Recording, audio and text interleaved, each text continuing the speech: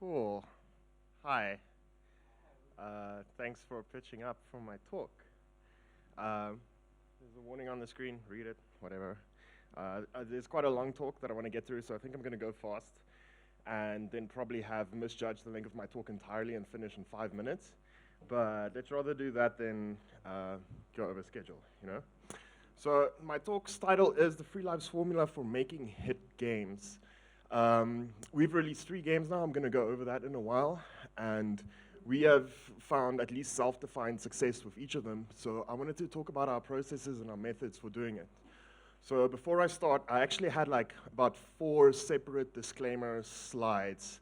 So I cut them down so that half my talk isn't a disclaimer. But just quickly, there are lots of different ways and reasons for making games.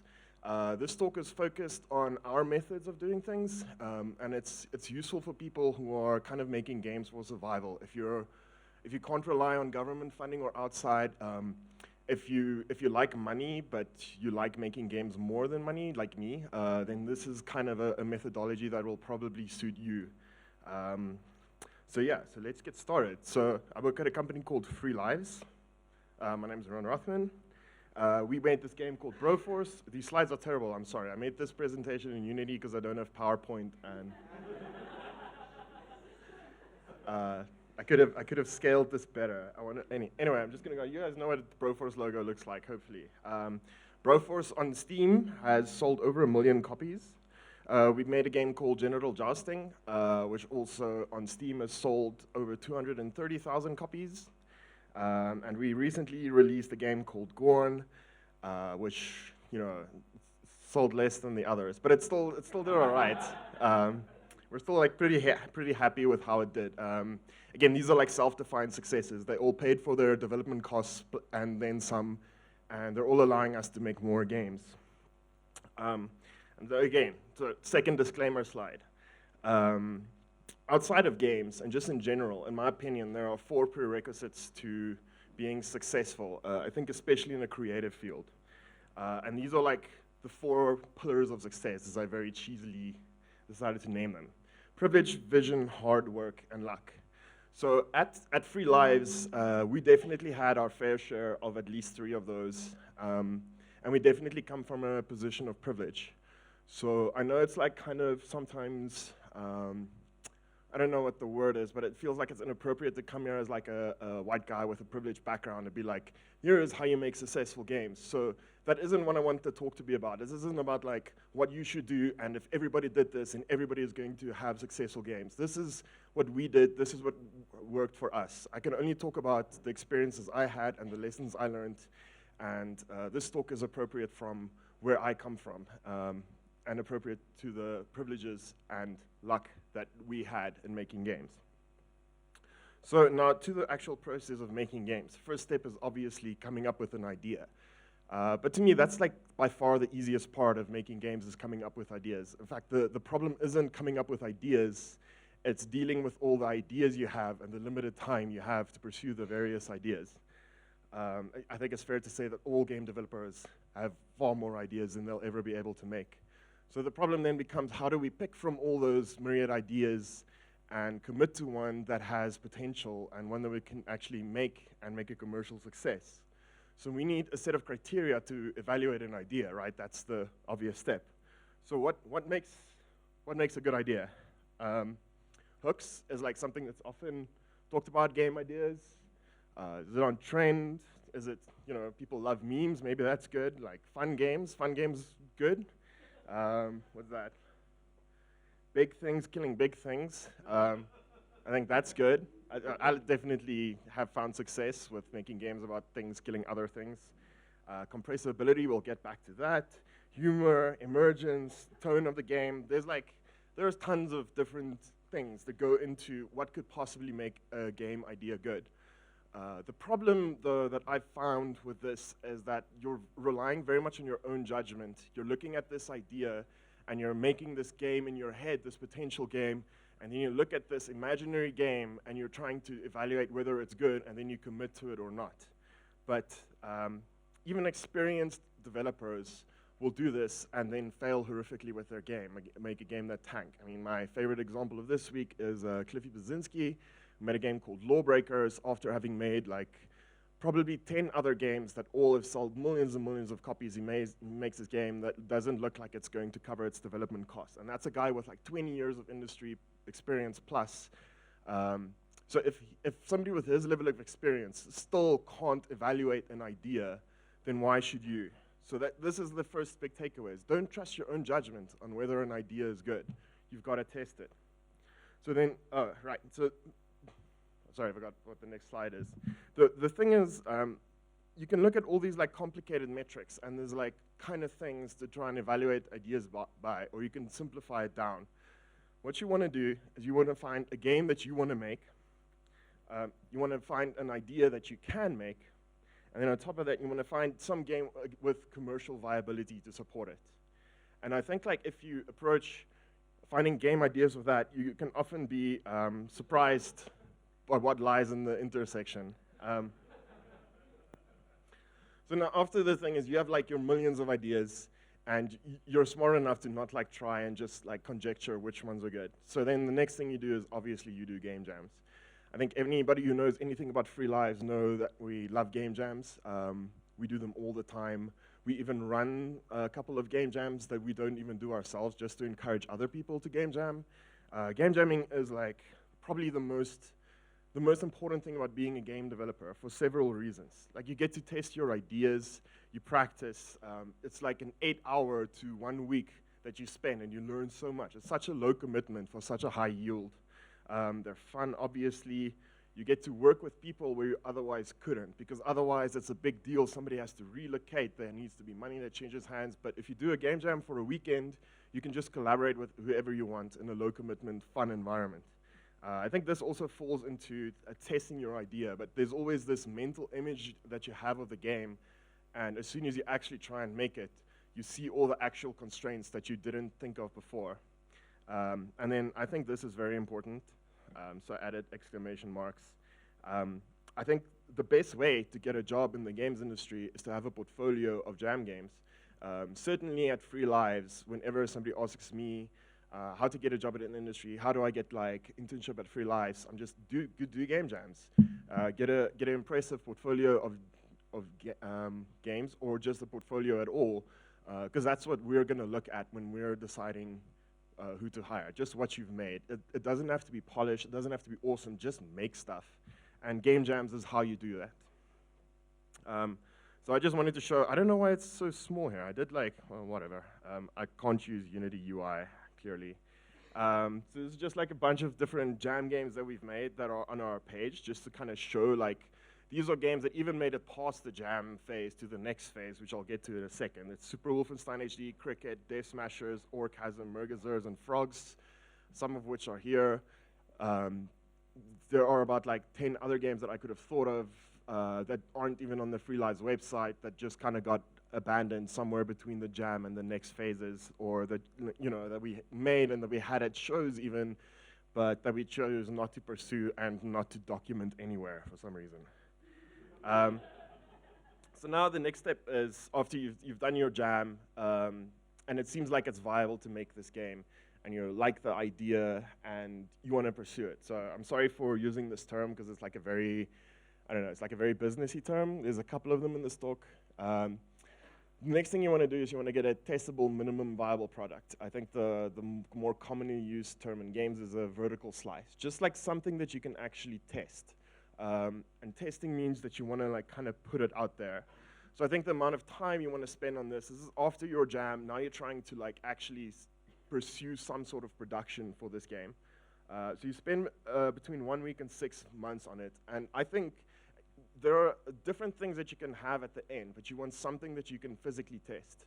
You want something that you can put out there and that you can see people's responses to very critically. I think the first prize is a playable demo. You put the demo out for free and you see, do people actually respond to this? Or do they like it?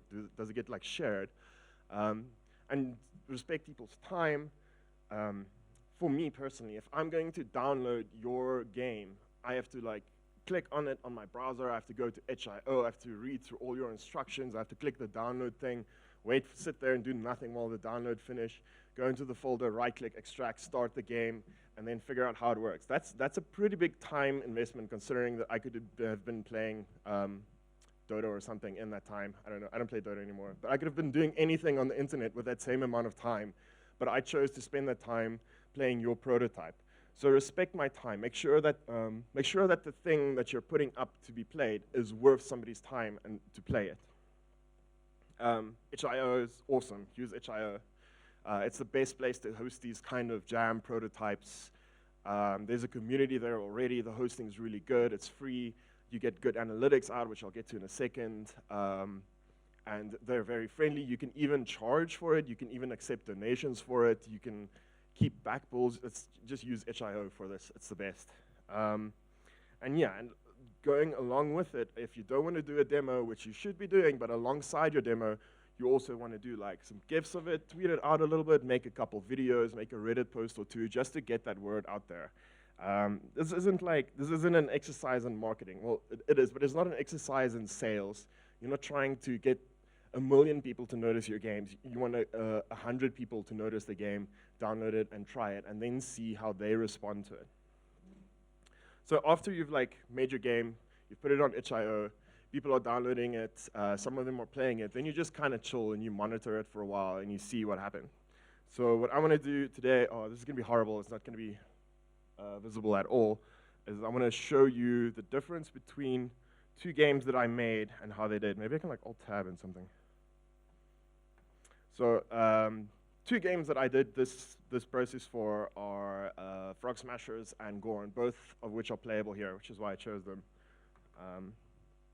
And they both had the same process. They both were put on itch.io, and I'd been monitoring, some spoilers here, and I'd been monitoring them for a while. And even I did some light promotion of both games. Like I'm very pushy with my games. If there's an event, I'm gonna go to the screen, I'm gonna try and put my game on there just to watch people play and learn from that and subtly get the word out there.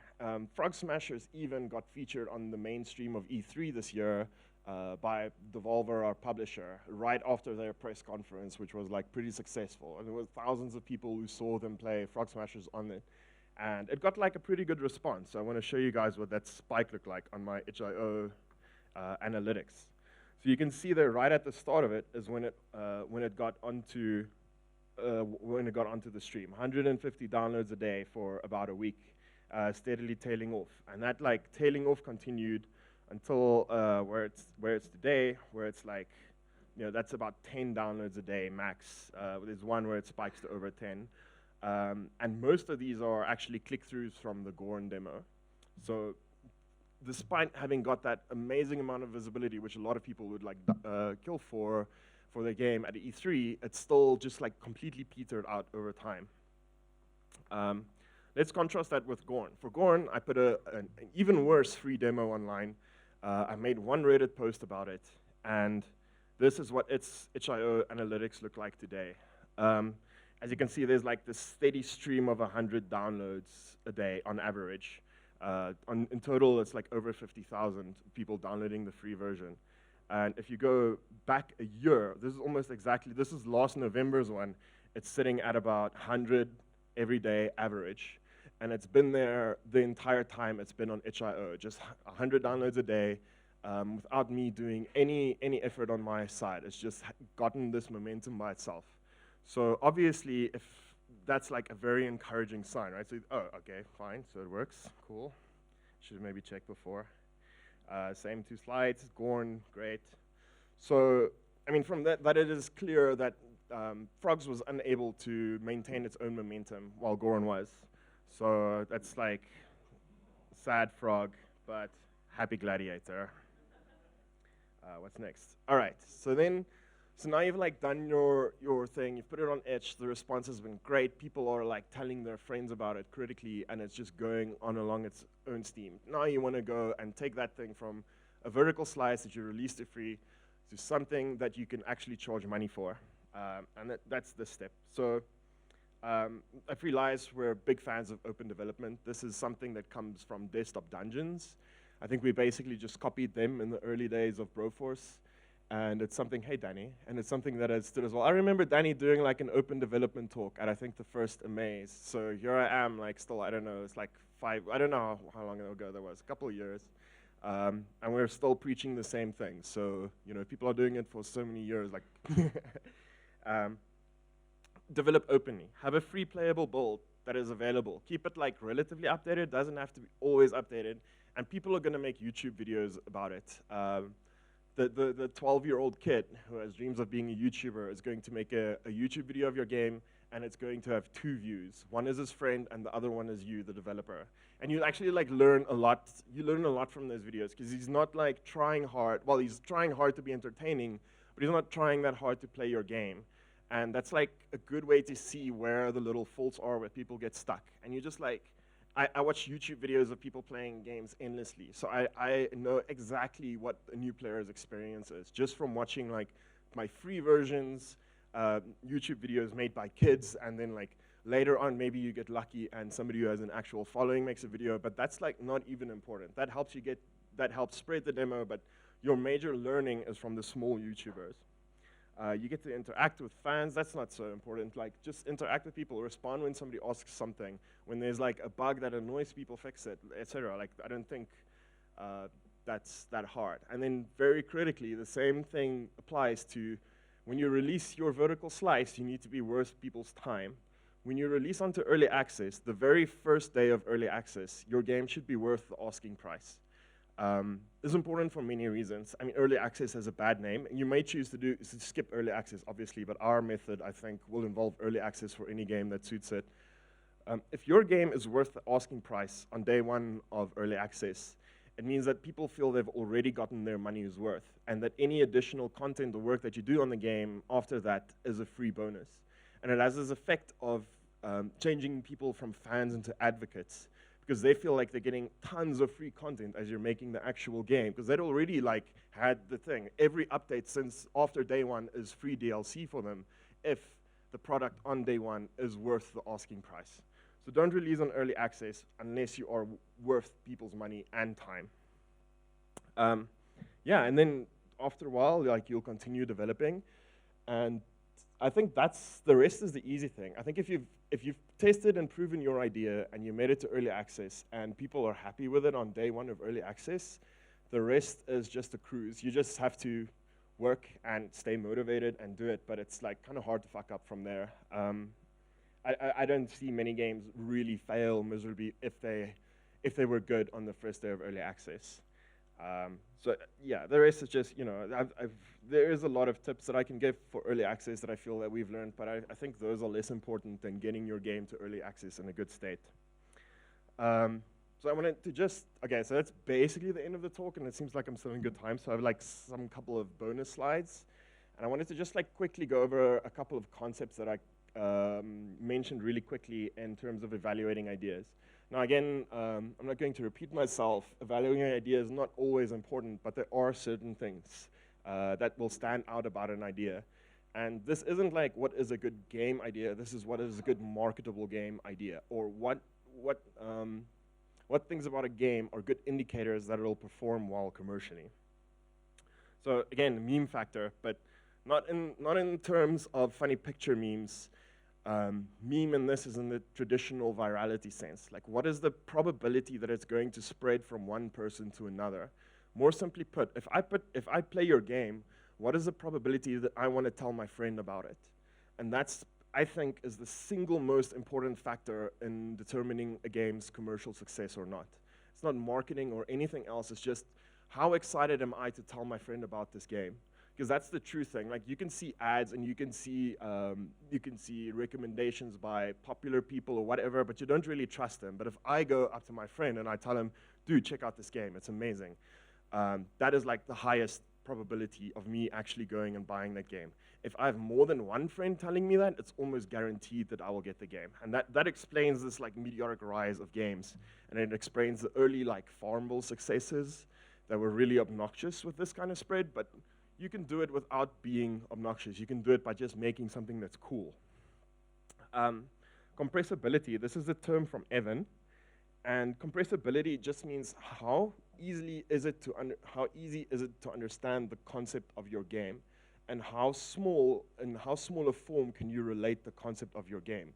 So the perfect form of compressibility is when the game is understandable in its entirety in just one GIF, right? So think of Genital Jousting. You have a GIF of a dick fucking another dick in the ass, and you understand the game, or you understand enough about the game for it to like awake your interest, right?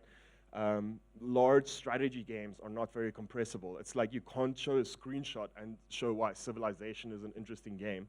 So obviously, again, there are different ways of making games. But the more compressible your game is, the more easy it is for one person to explain it to another person, the more easy it is to just like, for it to spread naturally. I think there was another term, but I forgot. Right, elevator pitch, right? So your elevator pitch needs to be strong and short. DVA. So DVA is like another painful marketing businessy term, and it means demonstrated viral appeal.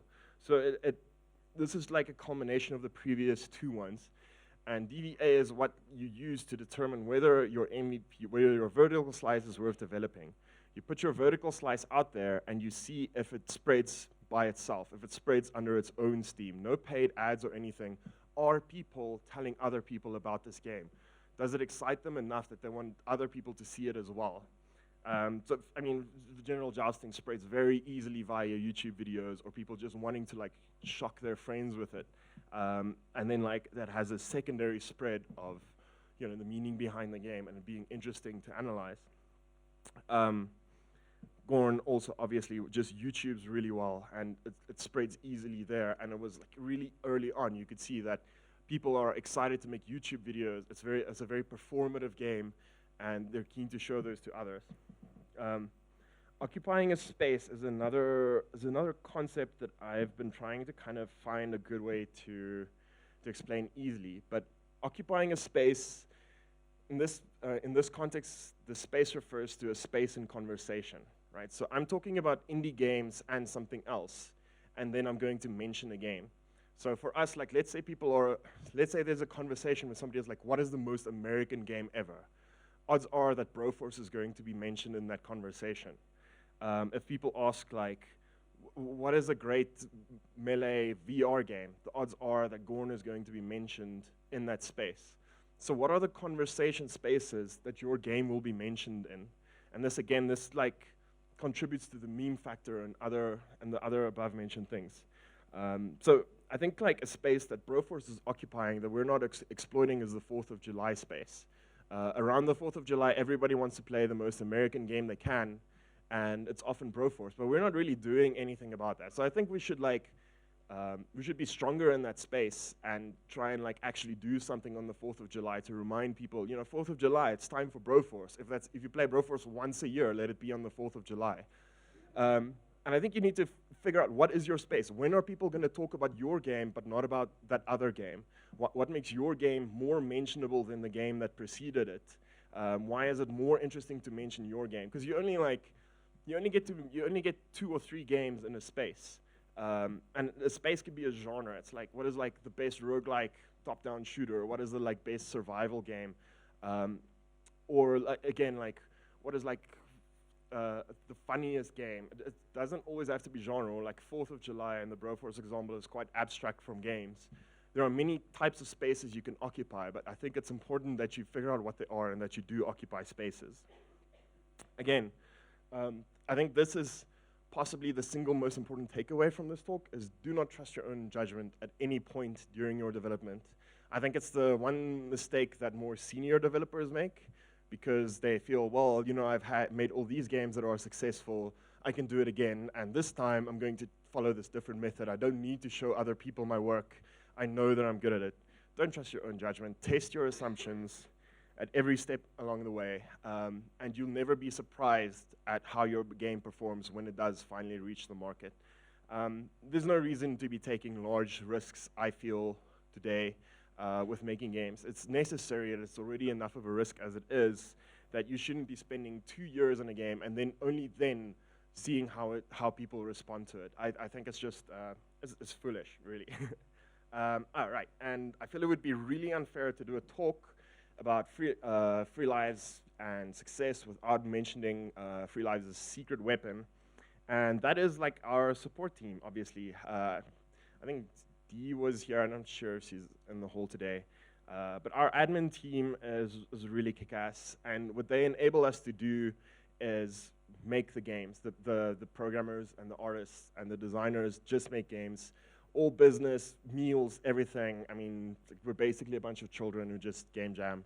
And I think that has really also enhanced our success. And I know this is like very much a manifestation of privilege, and it is like outright privilege, but it is a privilege that is built upon previous successes, and it's just that, you know, privilege snowball effect. Alongside that as well, obviously, Devolver, who take care of who help take care of the business side of things. So again, so that the people who are making the games can spend as much of their mental energy and time on making the game and as little of it worrying about other things. And then the final point, I think, that I want to make is that surprisingly, people think that you can either make a game that you're happy to make and a game that you're proud of, or you can make a game that is commercially viable. And I don't think that is the case. I think from all the thousands of ideas that you have for a game, surely there has to be one that you're excited to make that is viable and that you can make. I think you just have to figure out, you know, which idea that is, try enough of them out to figure out which one it is, and just do that. I mean, I don't think Evan was thinking when he did the original General Jousting, or Richard when he did Wang Commander, which led to General Jousting, that they'd be able to work on a game like that full time. But it just like so happened that the response dictated that it is a possibility. I think it's totally possible to make games that you're proud of. I think it's totally possible to make games holistically where you respect players' time and money, and you don't try and use exploitative mechanics to suck people into your game, and still have a game that is successful. And I think players actually respect that you're making a game that's true to yourself and true to something that you want to be making. Yeah, so that's it. That's my whole talk. That's how we did it, I guess. Thanks for listening. Twitter's up there. Yay.